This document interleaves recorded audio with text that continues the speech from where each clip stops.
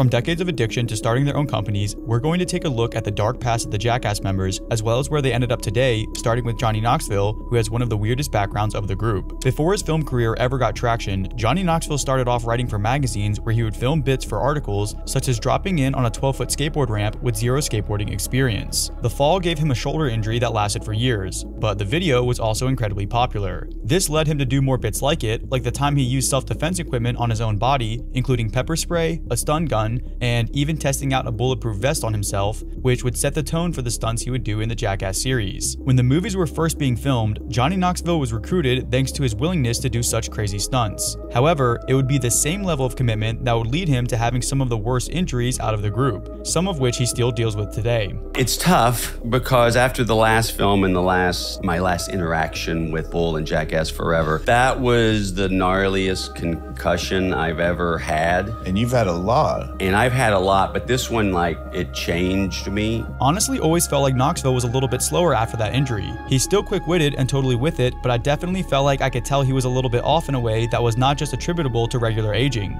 The good news is that Johnny Knoxville was actually able to build a decent film career outside of Jackass, starring in several movies that were successful. The Ringer cost $20 million and grossed $40 million, The Dukes of Hazzard cost $50 million and made $111 million, and Teenage Mutant Ninja Turtles cost $150 million and made $485 million. Unfortunately, the same success didn't happen for Ryan Dunn, who was also working on a film career while being part of the Jackass crew. Originally, Ryan Dunn gained popularity through his friendship with Bam Margera, often being featured in the CKY videos that they would make together as teenagers. These were underground videos that they made themselves, which ended up being incredibly popular, selling millions of copies nationwide. Ryan was eventually a main character in Bam's TV show, as well as in the Jackass franchise, often doing stunts that required the least amount of skill, but were some of the funniest to watch. Oh my God! He was known for being a very friendly and humble guy, and after the popularity of the Jackass series, he would begin to land various film roles in TV shows and movies, and it seemed like he could have had a long and successful media career. Like many of the other Jackass crew members though, Ryan Dunn was also known for partying a lot, and sadly, on June 20th, 2011, he got into a car accident while leaving a bar, resulting in both him and the passenger passing away. And as if the situation wasn't already bad enough, the media attention around it made things even worse. I've never lost anybody that I care about. It's my best friend. It was 5-something in the morning. I got a call from TMZ asking me if I could confirm, if I could confirm the death of my friend. I was just waking up and I didn't know what was going on. It still kind of bothers me that that phone call in general just kind of bothers me. Only TMZ calls people in the middle of the night looking for a confirmation of someone's friend's death. What a messed up way to find out about your friend dying. This was a tragic incident that caused lasting issues for the group of friends, especially Bam Margera, who would begin to drink heavily after the passing of his best friend. Bam was arguably the most well-known Jackass cast member, having already built a career as a professional skateboarder and being the mastermind behind the CKY video series that led to Jackass being started. He also had several of his own TV shows where you could see countless examples of how great of friends he was with Ryan Dunn. This is the Flying Nut High Five.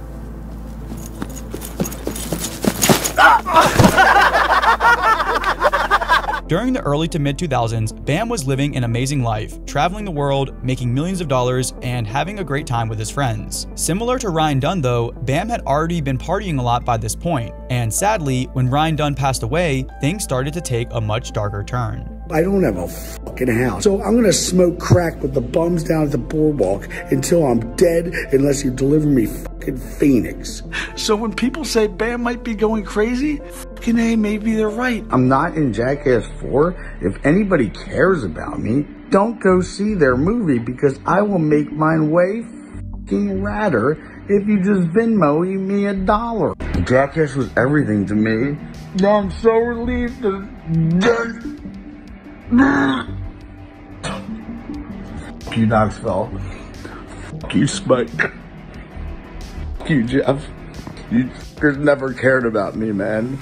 After Ryan passed, Bam began to drink much more heavily and began finding himself in one controversy after another. Bam Margera is back behind bars in Pennsylvania after allegedly violating his probation. And when he stopped filming his shows and stopped working on Jackass, things only continued to get worse, with him constantly having short periods where he was clean and sober, only to go back to drinking and getting arrested. Bam was never the same after his death. He has to look in the mirror and get honest with himself. His family and friends have been doing everything they can to help him for a long time. He won't take his meds consistently or stay away from alcohol. He's been to countless doctors, he's been to rehab over and over, he's been in jail. What will it take for him to get better? How do you force someone you love to stop being self-destructive? Although Bam has had trouble staying sober long term, many of his fans are still rooting for him, especially considering other members of the crew have been able to overcome lifelong addictions, with Brandon Novak being one of the worst. Novak was another member of the CKY group that started with Bam and was also a promising up-and-coming skateboarder who was on track to become a professional. However, after getting addicted to drugs as a teenager, he quickly became homeless, and the only thing keeping him off the streets was Bam letting him stay at his house and paying him to be on his show. His appearances on Bam's show and the Jackass series helped him gain fans with the audience, but given his condition, he was never able to rise to the same level of his fellow castmates. Like many other people who struggle with substances, Novak would get sober for a while and then eventually go right back to doing drugs, often stealing from friends and lying to them about his sobriety. This led to many people giving up on him, including Bam, who was arguably his best friend during those years. Do you have any advice for Novak if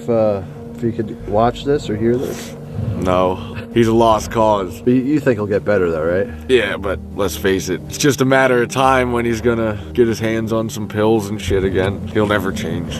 He's a lifer. Surprisingly though, after spending years going in and out of rehab, Novak eventually managed to get sober and stay sober, and has since become an advocate for recovery. He has a successful speaking career, several novels about sobriety, and even has a nonprofit that offers housing for people in recovery, which is an unbelievable turnaround given how bad he used to be. I have to say, I had a friend 2 years ago that was really bad with drugs, and Brandon's documentary really got through to her. I DM'd him and explained that if he reached out, it would mean the world. He not only reached out, he called her personally and pulled strings to get her into his treatment center in Philly. He will always have a ton of respect for me for doing all of that. But one crew member who didn't get respect was Aaron McGee, also known as Danger Aaron. Like some of the other members of the group, Aaron started out in action sports as a professional snowboarder in the 90s. After getting injured snowboarding and retiring as a pro, he began filming his own stunts and landed a spot on the Jackass crew where he would be featured in a lot of their early videos. However, in the skits, he was often the butt of the joke and was constantly convinced to do some of the worst stunts that no one else wanted to do.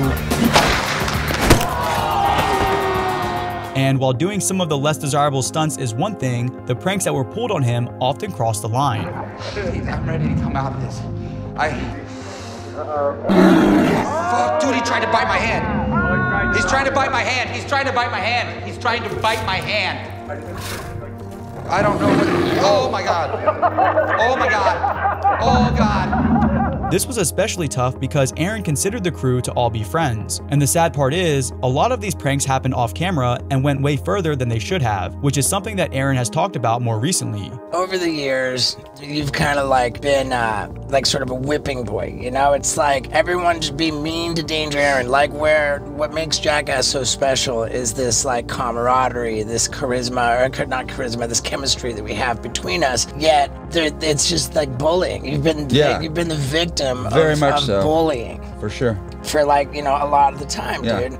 And it's hard for me sometimes because, well, a lot of times for any purpose of somebody being bullied, but I'm in a sense being outcasted and bullied, and it's all in good fun, as so everyone says, but the reality is no matter what, eventually you just get tired of the same repetitive jokes that are being put towards you. Right. What happens in this situation a lot of times is like one person will say something, and in order for them not to get picked on, they make sure that they're dishing out. And then all of a sudden, everyone else will just kind of follow suit right behind. It's a normal thing in life. Aaron looked like he was trying to hold back tears. Poor guy. He was one of the most memorable and honest Jackass guys. You can hear the anxiety in the dude's voice. Props to him for putting up with it and not throwing it in. What a top bloke.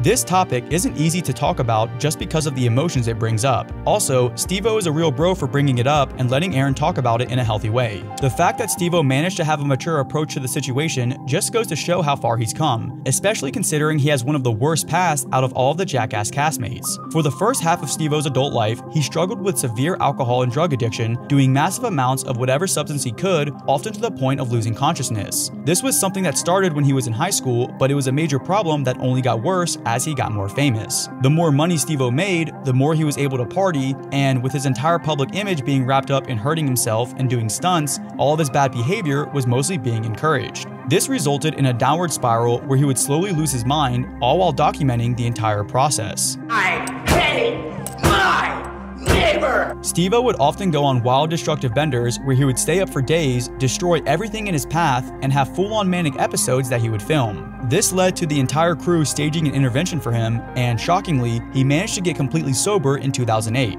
Since then, he's grown a very successful podcast, had several comedy tours, and has actually managed to settle down on a farm with his fiancée, proving that just because you have some dark years, that doesn't mean you can't make a comeback.